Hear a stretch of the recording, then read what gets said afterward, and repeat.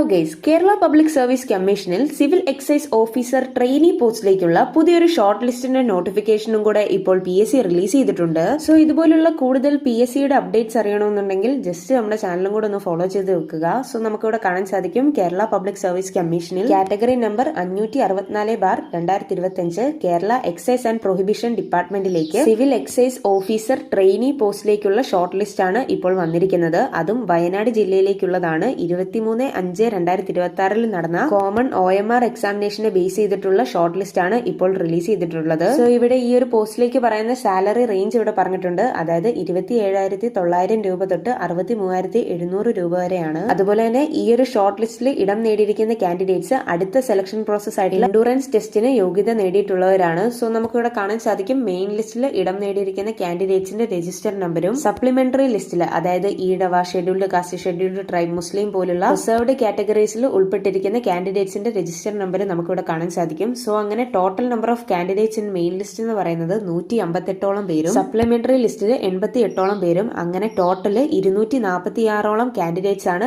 ഈ ഒരു ഷോർട്ട് ലിസ്റ്റിൽ ഉൾപ്പെട്ടിരിക്കുന്നത്. സോ ഇവിടെ 23/5/2026 നടന്ന കോമൺ OMR എക്സാമിനേഷന്റെ കട്ട് ഓഫ് മാർക്ക് ഇവിടെ പറയുന്നുണ്ട്. അതായത് 49.6489 മാർക്കാണ്. സോ ഈ ഒരു നോട്ടിഫിക്കേഷന്റെ ഡീറ്റെയിൽഡ് ആയിട്ടുള്ള PDF-ന്റെ ലിങ്ക് ഞാൻ താഴെ ഡിസ്ക്രിപ്ഷൻ ബോക്സിൽ ടാഗ് ചെയ്യുന്നുണ്ട്.